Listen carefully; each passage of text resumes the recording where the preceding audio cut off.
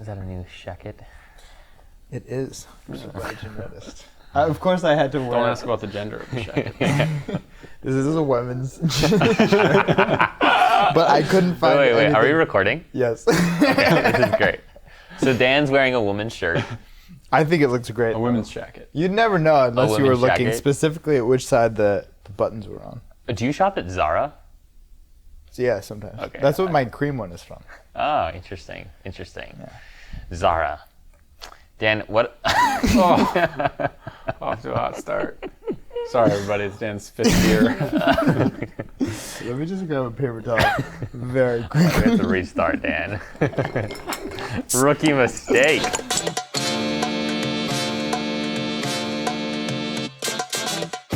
I have a hot take.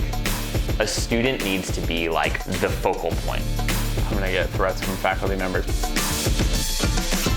Oh, was that the podcast? Did you start the podcast? So that's where the alcohol comes out.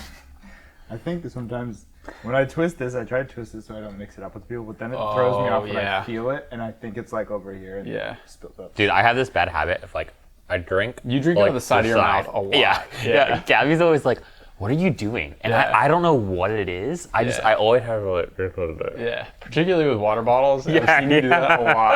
I don't think I've ever seen someone do that. Really? I don't know what it is. Yeah, It's the same people that they put their foot up and they tie their shoe and then the knot is like in the corner. Drives me crazy. Oh my gosh. All right, what are we talking about today? Besides the fact that Dan is wearing a woman's jacket. Hey, it looks good. You never would have known. What do you call that color? Is that like a I was actually trying to think of it. Dijon mustard? Well, I would have called it like a dark but like shiny mustardy. Like a brown mustard. Kind of rust. Yeah. What is like the coarse mustard called? Like the just spicy mustard? spicy mustard? Okay. Underwhelming. But so the reason I didn't actually get this, my girlfriend got this for me because I had She wanted to wear it? I borrowed my friend's, and I was like, this is such a great color. I love it. And I couldn't find anything like it that was like a similar color. Every time I try to like find one in the men's section, it'd be like a brown or something. And I was like, this is not the color I'm going for. So here I am. Here you are. Reunited with a Was this an color. online purchase by chance? It was, but I had already tried it out before. You had tried it out? Okay, in a personal line. So what do we want to talk about today? We're going to talk about ads, online ads. I think that we were briefly discussing that as a possible topic. Sure. Does that work? I think that's a good, everybody sees them. Mm-hmm. Everybody eventually interacts with them. But what makes you interact with them and the difference between those ads and the rest, right? And I think when you scroll through your news feed, nowadays I feel like it's 50% ads. What makes you stop and click one? Maybe even thinking about Instagram too, where I think it's maybe a little heavier, but also easier it feels a little more natural. And you have a good opportunity to visually express your brand. What do good ads look like? Do you have an ad in mind? Like, when's the last time you remember clicking through an ad on social? I'm personally a sucker for the like Instagram, like you've got like some very sleek looking, I don't know, house product or clothing item or like some shoes or something, and just like beautifully photographed and like, you know, in some Like a video ad or like a photo ad? usually typically? just a photo but ad? just like, you know, something very aesthetic. I'm like, oh, that's so sad. I gotta get it. And I'm like, oh, I can't do this. This is a waste of money. And it's So probably not gonna fit anyway. do you remember a brand though? Like what's a brand that comes to mind? Like that you haven't purchased from? I have one for you. Oh, there you go. All right, go. Touch of Modern. I don't know if Ooh, you've seen yes, their I stuff. get their ads all the time. Oh, really? It sounds like something I'd like. That. Yeah. No, it's like they have really cool like a record player that's actually like you plug into your phone and play music, but it looks like an old school record player, and it's like classy, cool stuff with like modern touch. Yeah. Hence the name. But I feel like their stuff, like they take amazing pictures. Like they also make the whole room look amazing. And they're only selling the one thing. Exactly. Well, that's what I mean. But it's staging done perfectly well. Where I'm like, dang, if you could fill a house with that type of stuff and use that as your base for selling houses, and you'd be a billionaire. They're good. That's good. I'm trying to think about like I feel like you're someone who buys a lot of things that I see in ads. Like, every product that I see you wearing is like, oh, like the melon I'm pretty hats. sure I've seen that in an ad. And then I see you wearing something else, like, oh, I've seen that one in an ad too. Yeah, that's probably mostly true. I'm thinking about like, so I've like bought things that I've heard about like on podcasts that then I get like Instagram ads for after I've like already bought it because I heard it from like a podcast. But like in terms of actual social ads that I've recently clicked on, I did click on, so I had Athletic Greens, which is like everywhere. I had Athletic Greens, then I stopped Athletic Greens because I was on the road, and now being back, like I repurchased a subscription, and it was because, not entirely, but like they did have a super cool, compelling video that was actually full of stats of like, you know, notable people like Tim Ferriss, like talking about improvements that he's seen after like he like had Athletic Greens for like 60 days and then tracked his energy levels and charted his energy levels, and then like they threw that into like a super cool like video. So it was stat based, and they were leveraging like an influencer like Tim Ferriss, who I have great affinity for. So I did click through that ad, and that ad inspired me to resubscribe. So I think that that's where I feel like the difference and what makes it hard is like the retargeting of like, all right, you searched for our product, or you were on our website, or you did whatever, like those, I feel like those work on me at least pretty easily versus the like cold sell type of ads where I'm like, all right, those better be, you have to be amazing because I'm not going to stop scrolling unless I like something stands out. Versus when it's a brand, you're scrolling and you're like, oh yeah, Athletic Greens. I used to use them. Like you're not going to skim by that versus a brand new brand in your face. And what does a brand do, a school do to stand out in like a busy news feed when just like great campus shots can be everywhere though. What really is going to draw in somebody's attention? I feel like here's an idea. So I'm thinking about like advertising 101 is focused on like how do you capture attention? Like step number one is somebody's got to stop scrolling, right? And then there's step number two, which is then they have to like be interested enough to read the ad copy, right? And then they have to be interested enough to kind of click through to whatever your landing page or your offer is. Focusing on step one, I wonder if like a simple hack, I'm making this up as I go along, but it's like, what if you took screenshots of your first like 10 scrolls or something like that, and just then analyzed, okay, what are the first 10 things that I see when I open Instagram? Like what are the kinds of photos? Like what are the kinds of videos? What are the kinds of reels that I'm seeing in my feed? And then from a design standpoint for the creative, how do I make something that is like the inverse of that? Like converse to that, right? So that at the very least, assuming there's some synergies and overlap between those initial like 10 screenshots, at the very least, like you're using a black background with like reverse copy text or something like that, simply because everyone else is using neon colors or like, you know, like white or strong visuals. So I don't know, like what do you guys think about like, what are some things that people could do at the offset with respect to developing creative? What's a simple hack or a simple framework that they might be able to take advantage of? I think maybe we start there. Yeah, I feel like a universally recognized thing or phrase for the most part. So like think about one of the ads I recently saw. I think it was McCoy University for their MBA program, and they have in like big font, shift happens.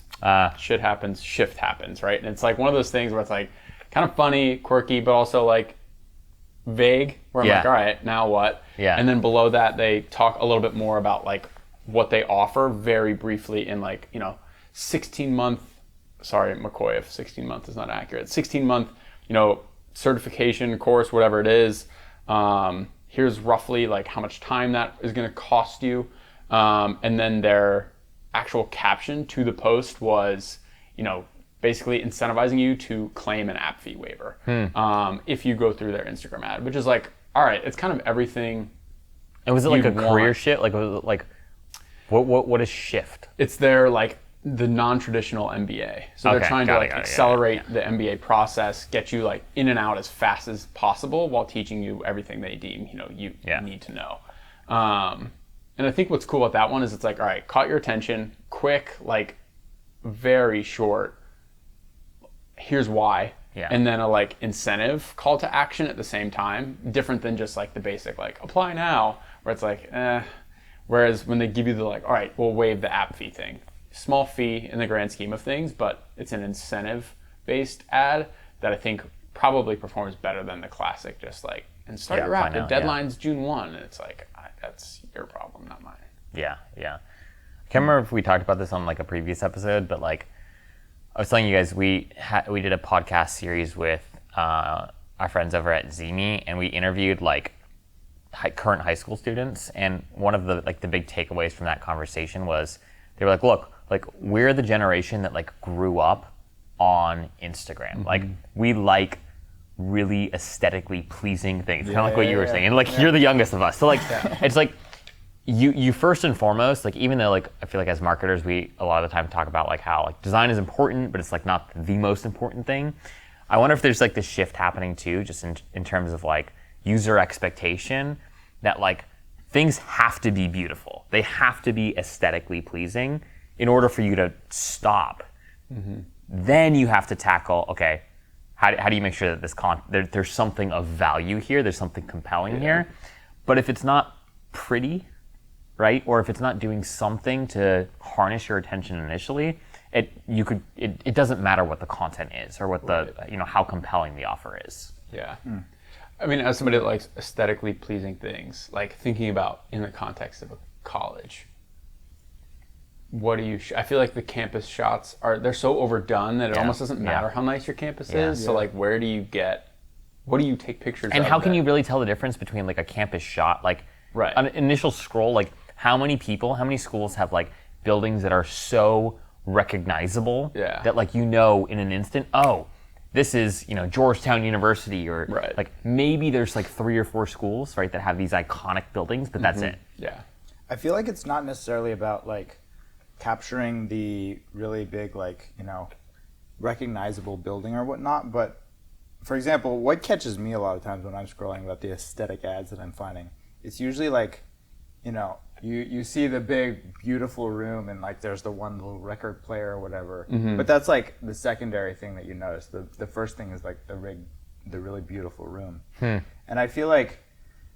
a lot of times when it comes to higher ed advertising, usually it's reliant on either like campus shots or a lot of ad copy. Personally, which I've literally never read an ad on the internet, because like I'm trying to especially on Instagram, look at pictures and whatnot, and like I'm not here to read things. And if you're on another web page, like there's a million other ads probably also on there, and like I'm not taking any time to read any of these. I'm gonna go to the one that like probably just like looks cool to me, and like at very least I could screenshot that even if there's no product I like, and I'm like, this is a cool room that I like enjoy to go to. But what it kind of reminds me of is like, I really like the direction. Do you remember what's the dentist that we Tend. Tend. Yeah. Tend, I feel like they have taken like an already undesirable experience going to the dentist and figured out a way to just make every like part of it both beautiful and find every piece of friction, and how do you like get rid of that within the experience. And not that I necessarily have seen their ads, but dude, that's how I found them on Instagram, actually. Right? Yeah, and I told you about them. That's the only that was from Instagram. Yeah. It's a good example. Yeah, right? But I feel like college is one of those things when you're applying or whatnot, like also you're used to a generic experience where, every place has a beautifully green, lawn and a great building that's made of all glass for their engineering building. And like, nobody needs to see that. Plus, like, come to our thing. We'll like wave your app. I mean, like everybody's waving app fees. Yeah. But how could you paint your institution in a way that like, one, like you're just different and maybe aesthetically beautiful? Like, I don't know if it's like even just faking something. I don't know, just like something to capture people's attention. But like, I don't think that that's something that's being done, at least right now within universities. Yeah, I think that's a really good point. I also wonder, like, how important is it to like find your thing? Like, for example, Corinne Myers, who hosts The Application, which is one of the podcasts in our network. Yeah. In her like little podcast intro, like she talks about like liking campus squirrels, right? And I think like, I mean, I know this is probably ridiculous and stupid and silly or not, but like, what if there was like just your university, if you have a lot of squirrels, like what if you did something ridiculously fun and beautiful, like a fashion show of like squirrels, where like you're doctoring the photos, but it's literally like you're capturing real photos of real squirrels on your campus and then building shit around it. Like, I feel like there is something to be said for, yes, aesthetic, something, you know, being aesthetically pleasing. I think the other thing that gets noticed, or that at least gets me to stop scrolling, is ridiculousness. It's like beauty, like ridiculousness are like the like ends of the spectrum, and I feel like you've got to be on like one end of the spectrum in order to like develop an interesting creative. Yeah, and some level of consistency, I guess, to go along with it, right? Of like, oh, this thing again, right? Like, okay, they're doing their squirrel thing again, like, that's funny. Mixed in with all the other kind of like regular things. And I think, even the beautiful campus, it's like, okay, you say you have beautiful campus, it's safe, it's all these things, like everybody says that. Nobody's going to say the opposite of those things. What are you doing that's going to be a little bit more of like, oh, they're the school that does this thing, right? Whatever that thing is, everybody will have their own thing, but like developing that and then consistently having updates on that thing, I think allow you to, almost like build a brand around your campus beyond the classic, like, you know, 3 pillars of beauty, safety, and, you know, close-knit community that everybody says. Also, I love when like a school in the Midwest, like in Indiana or like, you know, Minnesota, like posts this like beautiful like summer campus shot, and you're like, oh yeah, all right, like you're butt ass cold like 8 months out of the year. Like there is snow on the ground for 6 months out of the year. Like, come on, like it's warm and like, nobody's talk there. about false advertising. Like when you're gone for summer vacation, the weather here is beautiful. Well, it's great. You can get all these beautiful campus shots. There you go. There you go. There you go. Yeah. They find it that way. Yeah, but yeah, it is interesting. Like, okay, like what makes a great, and I guess maybe it really depends on like, okay, like what is the school targeting? Like if the goal with your Instagram campaign is to get somebody to come to an event, right? Like what creative makes the most sense for an event promotion versus like if it really is just, I mean, I don't know, this would be really, I'm sure there's data out there, like how many people have started an application from an Instagram ad on their phone? Like what is the percentage of people that actually click apply now and begin filling out an application because of an Instagram? I have to believe we're talking like single digit percentages, if that. I was gonna say decimal point. Decimal point, yeah. So therefore it's like, okay, first of all, like maybe you shouldn't be running any of those ads on Instagram.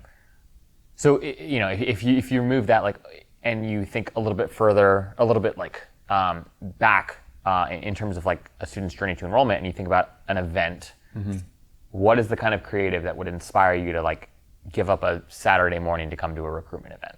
Yeah, I like the idea of like, you know, doing something with the like squirrels or whatnot. It reminds me, I feel like one thing that I haven't seen a lot in like the education space is like storytelling through an ad campaign. Like, you know, like the Allstate, like Jake from State Farm, or not Allstate, Jake from State Farm. And like you see videos of him like doing just this most random things like all the time. Usually it's like a 5 to 15 second ad, and like it's just him like, I don't know, doing whatever, getting a pizza or I don't know, whatever. Or like the Old Spice guy. Like how do you find maybe it's your mascot. Like how do you do storytelling through your mascot? But you're seeing them like you're always like seeing them do something different, and it's not necessarily like actually useful to the thing that they're trying to sell, but like you're getting connected to the character that they're, you know, presenting, and you see it over and over doing something else, you know, doing it in a different location or whatever. And I feel like there's some kind of, I always appreciate those ads because, you know, whenever you notice them, you're like, oh, I remember the last 10 ads. Like, I'm probably not remembering any other ads, but like, you've reminded me of all the other ads I've seen from you. And I feel like a lot of times schools are usually like very cut and dry with the kind of like ad copy that they have. And I feel like there's a lot more room to explore like long form storytelling over like 20 ads. And, you know, and playing into long. the stereotypes of those things, I think about progressive. Like theirs are so, and just like the "Don't Be Your Parents" campaign they run. It's like they're so funny, and they have just different versions of them. But every time you see one, you think about the other one that's like your favorite one, or all these others that you're like, you know, those are so good. And I think that's the way that like, there has to be some theme within your campaign or your brand that maybe even if it's exclusive to Instagram still exists. I was thinking about when you're talking about like getting people to a recruitment event. I feel like you're always going to get the people you're going to get, meaning you're going to send the email, and the people that are going to come to an event that would always want to come to an event are going to come. Unless there's a conflict, right? So how do you get the people that aren't necessarily going to come? That's so good. One of the things, I think I read about this in the Minute either last week or the week before, was about having themes for your events and thinking about themes as like party themes. So like an 80s theme or a superhero theme, and like trying to play into that from a school brand standpoint of like, again, I'm making this up now, but like this program is the Batman of, you know, programs because this, that, and the other. Do you identify as Batman or are you a Superman, which is this program? And like trying to just make it like a little bit more fun first for the people that aren't there to like learn. So I think they're going to come because they're going to be on the fence, and they might normally just be like, no, it's just I'm going to sit in a lecture hall. They're going to talk to me. They're going to ask me questions one-on-one. I'm not really here for it. Versus the like, this could be a fun thing. I'll bring one of my buddies who, you know, I think also is somewhat interested at least. We'll both go, it won't be that bad. And it sounds like it'll be, you know, a little bit of fun at the same time. And how you can lean into that type of thing versus just here are the facts. And it's like, well, the facts aren't all that interesting. That's good. I really like that idea. And like, I feel like the execution of it needs to be really good because otherwise it'll be super cheesy and whatnot. But I think like if you could execute something like that well, at the very least it'd be memorable. Like people would be talking about that with their friends. Like, you know what? I think about the time when Enrollify's agency partner, DD Agency, went to the AMA conference. I think this was AMA 2019. And they had somebody dress up in like the blow up like dinosaur, like the T-Rex costume. And the DD Agency's like mission statement is we help David beat Goliath, and Goliath was like this T-Rex. And the number of people that remembered DD Agency as like the dinosaur people or the T-Rex people, it was off the charts, right? And it was really just because it was different. Like it was, and it did, you know, it correlated to the brand, right? Like the brand, it was, you know, there was brand integration there, and but it was so silly, but it got so much attention, right? And I think that's the trick. Is like, okay, like what can you do? Whether it's, you know, what superhero are you, and how does that align with these respective programs within our college or school? How do you do something that's going to be talked about? Like it's like that should be when you get into the conference room with your team and you're planning the recruitment event. A goal should be, how do we design an experience that's going to be talked about? I mean, and trendy. Like, think about the dinosaur thing too. That was the year that they had the whole dinosaur, whatever they had like thousands of people showed up in their costumes and they like ran down the street and did this whole thing. So it was like one of those things where everybody had seen, and it was the same costume. So it was like everyone had seen that. And so it was a little bit of like, okay, I'm aware of like what this is, but why is that here? Like that doesn't make sense because it seems too cool. Everybody else too cool is for wearing the environment. a suit and handing out a brochure, and then there's this guy in a dinosaur costume. I feel like one thing that like in that kind of context where you have an agency trying to like do an ad campaign at a conference, like every agency that is doing ads for like this conference is just like throwing some. They're probably not putting like, loads of time into it, like just trying to like get their message. Agencies are terrible marketers of themselves. Exactly. Yeah. Full stop. I feel like there's slightly, there can be a bit of a similar situation in like university marketing where, people are just used to kind of like maybe boring, not necessarily cutting edge advertising, and so like you're not necessarily being bombarded with like the best ads in the world from all of these different institutions. But then as soon as there's one that like put in a little bit of effort, doesn't take themselves too seriously, and then is standing out from the rest, I feel like it's a very like easy thing, assuming you do it well, to just like differentiate yourself very quickly and like without the most effort in the world. Yeah. I also feel like there's something universally true about like what makes a great ad, regardless of like your industry or the product. And I think a good example of this is we just put out this, master course with Terry Flannery, and you, sir, put together this incredible trailer. And we shared the trailer with, obviously, Enrollify's following and throughout social, but we shared it with a lot of people that knew nothing about higher ed or nothing about higher ed marketing, and they were impressed by it. Like they were compelled by it. And I think that that's because the way that, you crafted this and put this together, it told this super cool story. There was suspense, right? It was short. It was a total of like 45 seconds or whatever it was. And so anyone, people would be willing to give you 45 seconds no matter like who you are, right? Assuming it wasn't horribly boring. And it hit on a lot of the mechanics of what makes a great ad. There was a good hook. There was good suspense. There was good music, right? Like the quality of the footage was fantastic. And my point being like, it captured the attention of people that know nothing and care nothing about higher ed marketing. And so I do think that like when it comes, sometimes we freak ourselves out a little bit. We think we have to recreate the wheel or do something, incredibly different because we're institutions of higher education that are trying to recruit next generations of students. And yet there's a lot of principles of just general advertising that I think you can tap into when putting together your creative campaigns. That's true regardless of what you're selling and who you are. Yeah. And I feel like there's just a lot of styles too. Like there's no silver bullet, and there's the people that are going to launch the one Instagram campaign a quarter and it's going to be awesome, and that's great, and that works for them. Then they're going to be the people, the smaller school that has, a young, enthusiastic person that's going to be doing Instagram live stuff every day. They're posting constantly, and they're playing the volume game, and that works for them. Yeah, and it's like, you don't have to try and do one thing or this thing. Like, you can test a variety of the things out, but then also lean into the thing that's working for you. And if that's different than what this blog post says or one of us three says, that like, keep doing it then. Like I don't think there is even, an ad that like, okay, great, we can just continue to run this ad until the end of time and we'll be set. It's like the ad's only an ad at the end of the day.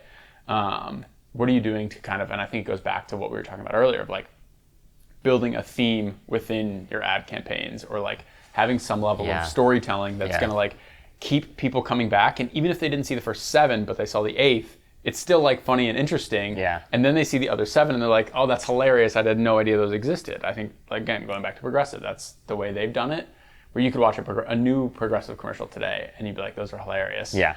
You'd see another one and be like, oh my gosh, they probably have more. Yeah. Let me go look them up. All of a sudden they're retargeting you. Eventually maybe they sucker you in, right? Yeah. It's like, but it's a long game. You're not, and I think going back to your point earlier of how many people click an ad and start their application from an Instagram, thing on their phone, probably next to nobody. But what they might get is some level of interaction, and then it's like, all right, retargeting, that's where it's like, again, it's this full funnel marketing system. But at least you got it. If you have a crappy ad, you're not getting that click in the first place, and there's almost no point. Yeah. I think what you were saying and what you just piggybacked on again is, I think that's the big idea. Like that's the takeaway is like, how do you come up with some character or some persona to have a consistent story? And I really do think like university mascots are totally underutilized. Yeah. Like how many, people have gone to an institution and like kind of maybe know who their mascot is. Like of course there are some famous ones, but like the beautiful thing about a mascot is, I mean, I don't have data on this, but I don't know how often mascots change. Right. Like if ever, maybe once every couple decades, maybe. It's an expensive right? change. It's an expensive change. And so, thinking about, you can take that character and design campaigns around it for, in theory, 20, 30, 40 years, right? Yeah. And I think about like Flo, and I think about, Mayhem, Allstate guy. Like, these are characters that you identified, outside of their campaigns. Like, if you saw that guy walking down the street, he'd be the Allstate guy. He'd be the Mayhem guy. Like, It seems like insurance companies are insurance. Higher ed can learn a lot from insurance companies. Yeah. I think that's the big takeaway. But again, I think that there's, if I were in a leadership position at a university right now, and I was planning out my 2022 to 2023. Yes, 2022 to 2023, sort of like ad campaigns. I'd think about like, how do we put together a story around our mascot, and let's try that out. Yeah. What's interesting about that is I feel like insurance is one of those things where largely everything that they're selling is basically the same. Yeah. And I feel like, obviously different locations and like hopefully different quality of like education at different institutions, but like at the end of the day, like you're kind of going there for a degree and you're getting the same thing wherever you go. And it's not like there are that many that are doing like a really terrible job at it. So most people are going to like be pleased, hopefully. Don't cancel Dan. I mean, I dropped out, so but Story for another time. Harvard wasn't cutting it. But like, I feel like that's one situation where, you are just like kind of all selling a very similar product. Yeah. And if you can just have some fun with it and differentiate yourself in, a way that is not connected quite at all to like what you're actually selling, I think, that'll just put you above everyone else because no one else is doing that in that space. Everyone's doing it in insurance. That's why there's so many great examples of that. But I also think about the fact that like I feel like Geico had the market on like great ads. Yeah. And then like it's funny, no one's brought up Geico in this conversation. And like they were like the first movers and shakers here, right? And so it's cool to see like, even if you're not the leading brand in your respective, category, you can learn from other brands that are doing it well and maybe do it better to the point where we don't even mention Geico and all we can think about is Progressive and Allstate. Right. Yeah. Just don't be the general. That's all. Just don't be the general. Well, this is great. Thanks everybody for tuning in to another episode of The Brewstorm. Special thanks to Matt and the team at Doubletake Promotional Marketing, who gave us these great koozies and sponsor this show. If you want to learn more about Doubletake Promotional Marketing and you want us to connect you with Matt and the team, click on the links below. That was good. Honestly. And I'll do the Porky the Pig. That's all, folks. All right, we good?